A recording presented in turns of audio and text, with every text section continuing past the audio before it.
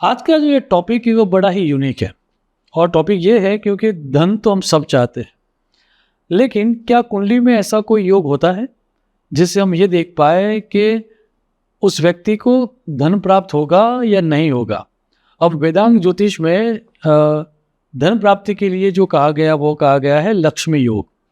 अब आचार्यों ने बहुत सारे लक्ष्मी योग दिए हुए हैं, लेकिन पराशर मुनि ने एक सूत्र दिया है और मेरे लिमिटेड रिसर्च में मैंने ये देखा है कि ये योग यदि आपकी कुंडली में है तो आपको सुनिश्चित धन की प्राप्ति होगी और आपको धन के बारे में निश्चित हो जाना चाहिए, क्योंकि आपका कोई भी काम धन के कारण नहीं रुकेगा। इतना ही नहीं, यदि आपने थोड़ा लक के ऊपर भरोसा रखा और आपके कुंडली में ये योग है तो सुनिश्चित मानिए कि आपको अपार धन की प्राप्ति होगी। और यदि ये योग आपकी कुंडली में नहीं है तो आपको मेहनत थोड़ी ज़्यादा करनी होगी।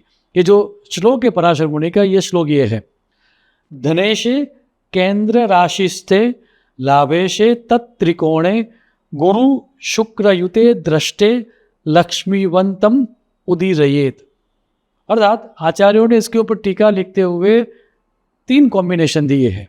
पहला combination Dhanesh, Dhanesh means Lord of second house, केंद्र में हो, अर्थात लॉर्ड ऑफ सेकंड हाउस केंद्र में, अर्थात first house, fourth house, seventh house या 10th हाउस में हो। और लाभेश अर्थात 11th लॉर्ड धनेश से त्रिकोण में हो, अर्थात 11th हाउस का मालिक सेकंड हाउस के साथ हो या सेकंड हाउस का जो मालिक है उससे 5th हाउस में हो या 9th हाउस में हो। एक कॉम्बिनेशन ये हुआ। दूसरा कॉम्बिनेशन कहा गया धनेश और लाभेश की युति हो या प्रतियुति हो, अर्थात सेकंड हाउस का मालिक और 11th हाउस का मालिक यदि साथ में हो या फिर आमने सामने हो। और तीसरा धनेश और लाभेश के ऊपर गुरु या शुक्र की दृष्टि हो। अब लग्न कुंडली में ये योग बड़ा ही ज़्यादा फलित होता हुआ दिखा है, लेकिन मैंने कभी कभार देखा है कि चंद्र कुंडली में भी ऐसा योग हो तो भी व्यक्ति को लाभ होता है। अब यहाँ पर मैं कुछ फेमस एग्जाम्पल आपको समझाऊंगा ताकि ये एग्जाम्पल समझने से आपको ये सिद्धांत समझ में आ जाए। हम कुछ सेलिब्रिटीज़ की कुंडलीज को लेंगे। अब ये सेलिब्रिटीज़ का जो डेटा लिया गया है वो आप सबको आसानी हो इसलिए ऑनलाइन जो डेटा अवेलेबल है वही हमने लिया है। हम सिद्धांत को देखेंगे फर्स्ट एंड फॉरमोस्ट। पहले सिद्धांत हमने जो समझा वो ये था, महात्मा गांधी की कुंडली है। अब पैसों के कारण उनका कोई काम कभी भी रुका नहीं। अब इस कुंडली में यदि आप देखो तो सेकंड हाउस का जो मालिक है वो है मंगल और वो बैठा हुआ है केंद्र में, फर्स्ट हाउस में। तो पहला तो जो सिद्धांत था वो यहां पर फलीभूत हो गया और उस मंगल को गुरु देख रहा है। इतना ही नहीं, उस मंगल के साथ शुक्र भी है। धनेश अर्थात second Lord of second house के मालिक के साथ शुक्र भी है और गुरु भी है। और इसीलिए महात्मा गांधी जी का कोई भी काम पैसों के कारण कभी भी नहीं रुका। जितना उनको चाहिए था उनको डेफिनेटली उतना तो मिल ही गया। अब हम दूसरे एग्जाम्पल को देखते हैं। ये जो एग्जाम्पल है वो है जेपी मॉर्गन का।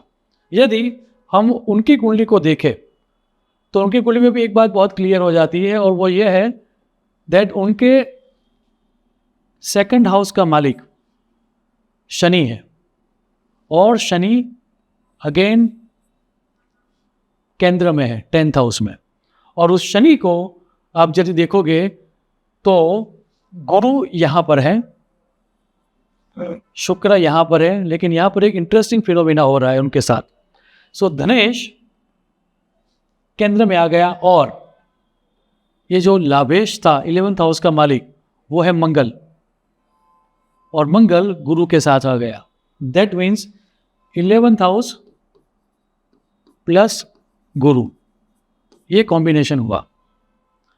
इससे भी नियम जो आपको याद रखना है वो याद रखना है सेकंड हाउस का मालिक या 11th हाउस का मालिक यदि गुरु के साथ या फिर शुक्र के साथ रहेगा तो डेफिनेटली आपको पैसों की प्राप्ति होगी।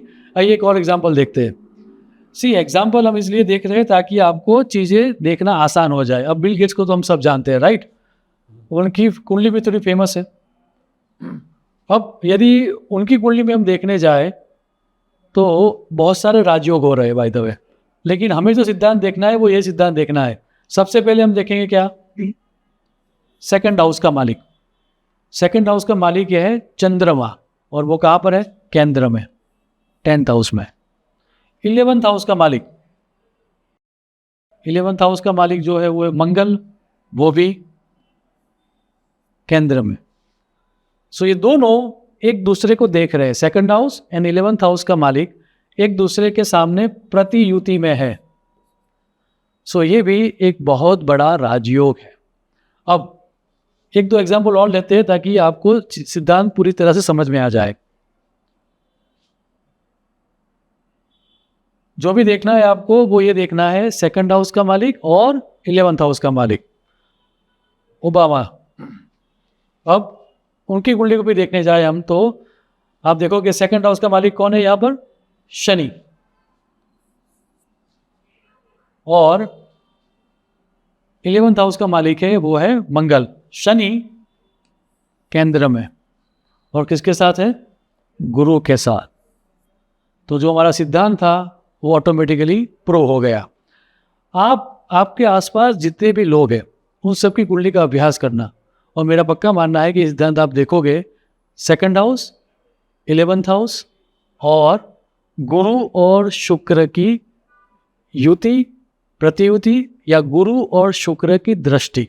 चलो एक लास्ट एग्जांपल ले लेते हैं ताकि चीज़ें और ज़्यादा क्लियर हो जाए। होमी बाबा, डॉक्टर होमी बाबा। अलग अलग फील्ड के आदमियों को इसलिए भी लेना चाहिए, कुंडली पढ़ने का सबसे अच्छा तरीका यही है कि आपको कुंडली का अभ्यास करना चाहिए।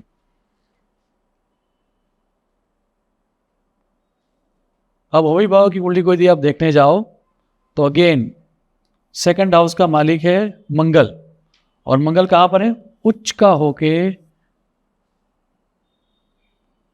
केंद्र में है, और उस मंगल को गुरु देख रहा है। इतना ही नहीं, यहां पर यदि ज्यादा डिटेल में यदि हम जाए तो 11th हाउस का जो मालिक है वो है शुक्र, सॉरी 11th हाउस का जो मालिक है वो है सूर्य, और सूर्य शुक्र के साथ है। सो यहां पर एक बहुत ही यूनिक कॉम्बिनेशन हो गया। सेकंड हाउस के मालिक को गुरु देख रहा है और 11th हाउस के मालिक को शुक्र देख रहा है। भले ही यहाँ पर सूर्य जो है वो नीच का है, लेकिन फिर भी धन की कमी कभी भी इनको नहीं रही। मुझे आशा है कि यदि आप इतने सिद्धांतों को समझोगे तो डेफिनेटली आप भी कुंडली का अभ्यास कर पाओगे, और यदि आपके आसपास कोई ऐसा व्यक्ति है कि जिसकी कुंडली में ऐसा राजयोग है या लक्ष्मी योग है तो उसका लाभ आप भी प्राप्त कर पाओगे। यदि आपकी कुंडली में ऐसा योग है तो याद रहे आपको धन के बारे में चिंता करने की आवश्यकता नहीं है, ईश्वर आपको धन दे ही देगा। और यदि आपकी कुंडली में ऐसा कोई योग नहीं है तो आपको मेहनत थोड़ी ज़्यादा करनी होगी। शुभम भवतु, प्रणाम।